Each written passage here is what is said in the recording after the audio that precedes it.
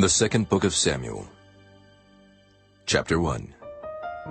Now it came to pass after the death of Saul, when David was returned from the slaughter of the Amalekites, and David had abode 2 days in Ziklag. It came even to pass on the 3rd day, that, behold, a man came out of the camp from Saul, with his clothes rent, and earth upon his head.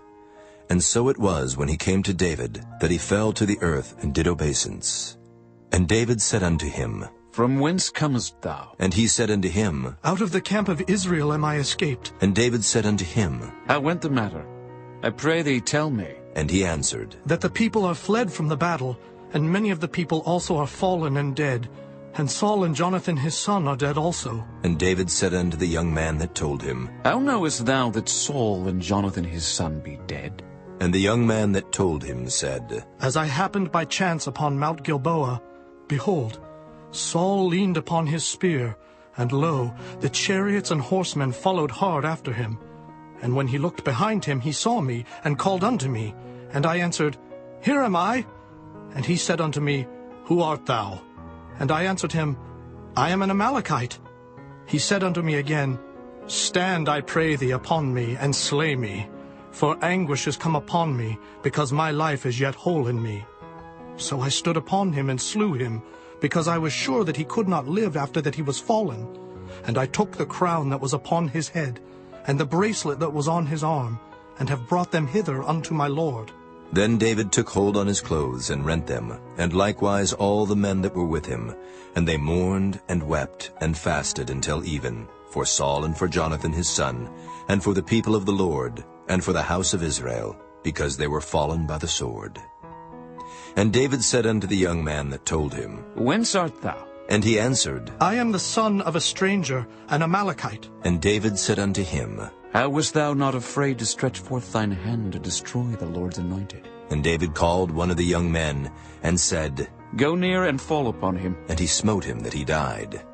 And David said unto him, Thy blood be upon thy head. For thy mouth hath testified against thee, saying, I have slain the Lord's anointed. And David lamented with this lamentation over Saul and over Jonathan his son. Also he bade them teach the children of Judah the use of the bow. Behold, it is written in the book of Jasher, The beauty of Israel is slain upon thy high places. How are the mighty fallen? Tell it not in Gath. Publish it not in the streets of Askelon, lest the daughters of the Philistines rejoice, lest the daughters of the uncircumcised triumph. Ye mountains of Gilboa, let there be no dew, neither let there be rain upon you, nor fields of offerings. For there the shield of the mighty is vilely cast away, the shield of Saul, as though he had not been anointed with oil. From the blood of the slain, from the fat of the mighty, the bow of Jonathan turned not back, and the sword of Saul returned not empty.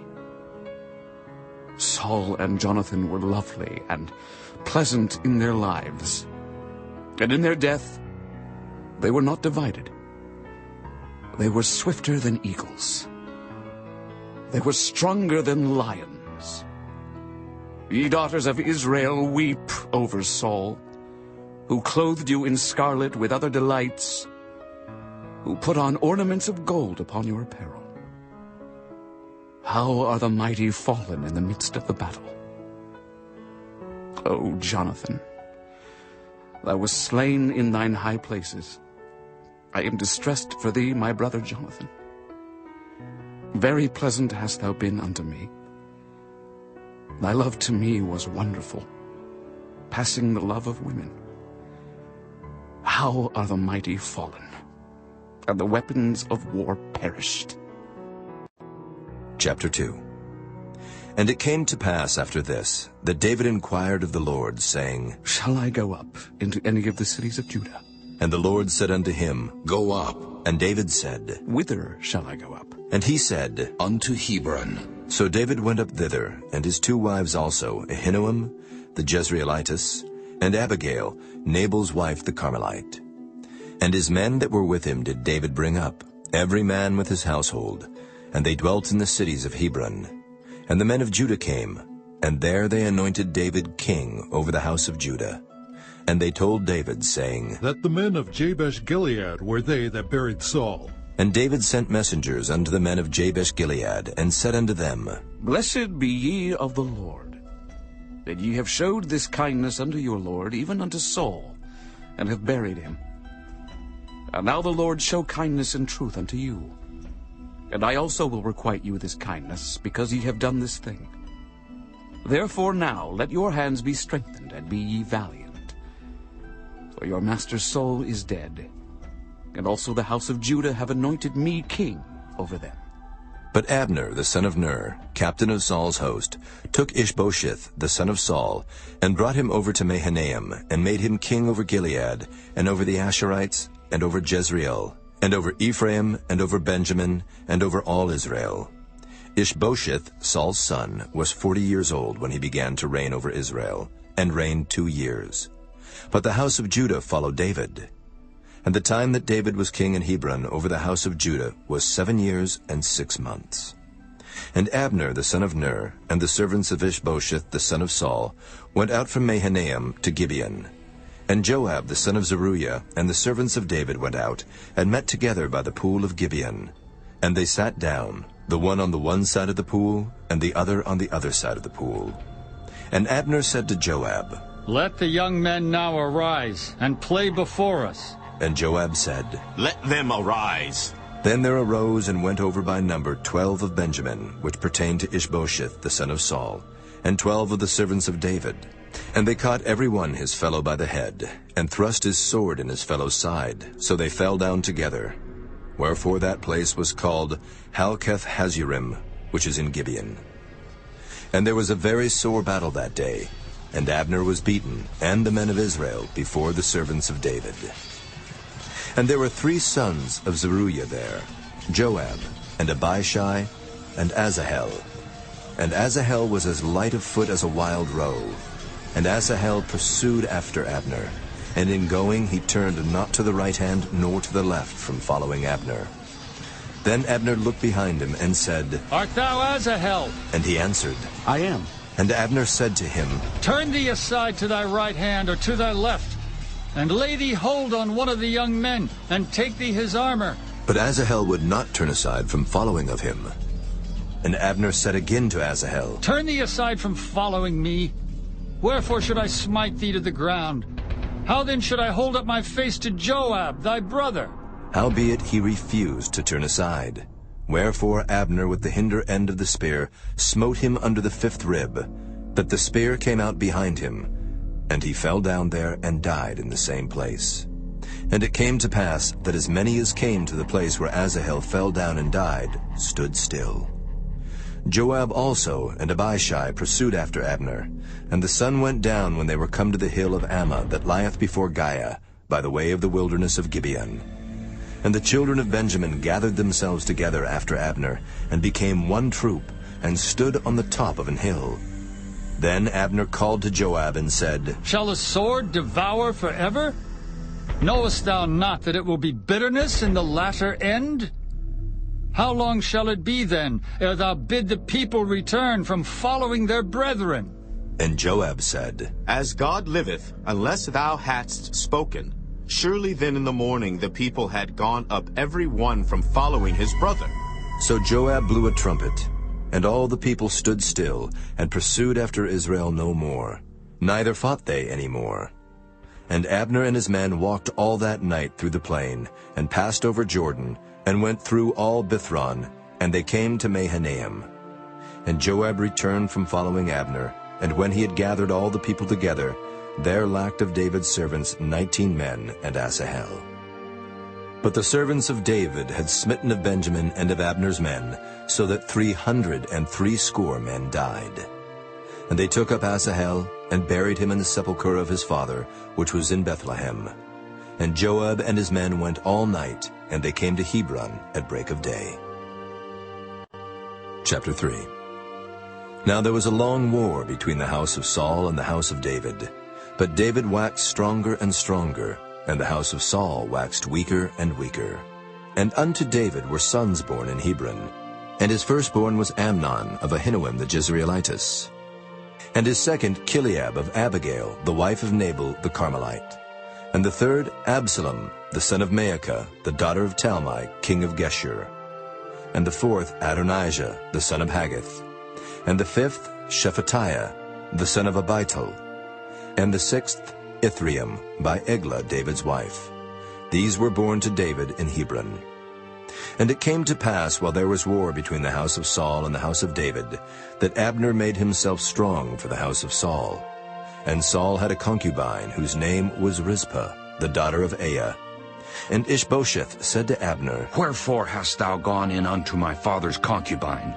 Then was Abner very wroth for the words of Ishbosheth, and said, Am I a dog's head, which against Judah do show kindness this day unto the house of Saul thy father, to his brethren, and to his friends, and have not delivered thee into the hand of David, that thou chargest me today with a fault concerning this woman? So do God to Abner, and more also. Except as the Lord hath sworn to David, even so I do to him, to translate the kingdom from the house of Saul, and to set up the throne of David over Israel and over Judah, from Dan even to Beersheba. And he could not answer Abner a word again, because he feared him.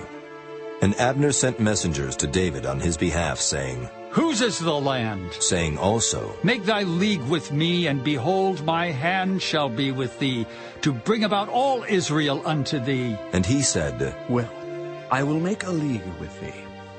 But one thing I require of thee, that is, thou shalt not see my face, except thou first bring Michal, Saul's daughter, when thou comest to see my face. And David sent messengers to Ishbosheth, Saul's son, saying, Deliver me my wife Michal, which I espoused to me for 100 foreskins of the Philistines.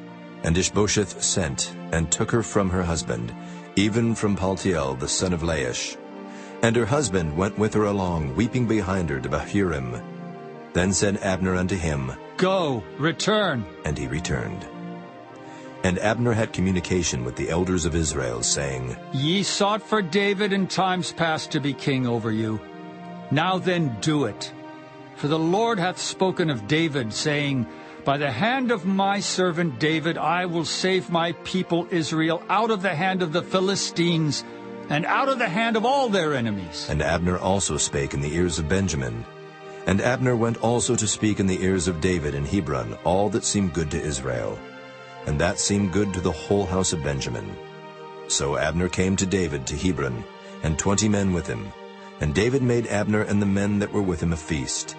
And Abner said unto David, I will arise and go, and will gather all Israel unto my lord the king, that they may make a league with thee, and that thou mayest reign over all that thine heart desireth. And David sent Abner away, and he went in peace. And behold, the servants of David and Joab came from pursuing a troop, and brought in a great spoil with them. But Abner was not with David in Hebron, for he had sent him away, and he was gone in peace. When Joab and all the host that was with him were come, they told Joab, saying, Abner the son of Ner came to the king, and he hath sent him away, and he is gone in peace. Then Joab came to the king and said, What hast thou done? Behold, Abner came unto thee. Why is it that thou hast sent him away? And he is quite gone. Thou knowest Abner the son of Ner, that he came to deceive thee, and to know thy going out and thy coming in, and to know all that thou doest. And when Joab was come out from David, he sent messengers after Abner, which brought him again from the well of Sirah, but David knew it not. And when Abner was returned to Hebron, Joab took him aside in the gate to speak with him quietly, and smote him there under the 5th rib, that he died for the blood of Asahel his brother. And afterward, when David heard it, he said, I and my kingdom are guiltless before the Lord forever from the blood of Abner the son of Ner. Let it rest on the head of Joab, and on all his father's house. And let there not fail from the house of Joab one that hath an issue, or that is a leper, or that leaneth on a staff, or that falleth on the sword, or that lacketh bread. So Joab and Abishai his brother slew Abner, because he had slain their brother Asahel at Gibeon in the battle. And David said to Joab, and to all the people that were with him, Rend your clothes and gird you with sackcloth, and mourn before Abner. And King David himself followed the bier. And they buried Abner in Hebron. And the king lifted up his voice, and wept at the grave of Abner. And all the people wept. And the king lamented over Abner, and said, Died Abner as a fool dieth? Thy hands were not bound, nor thy feet put into fetters. As a man falleth before wicked men, so fellest thou. And all the people wept again over him.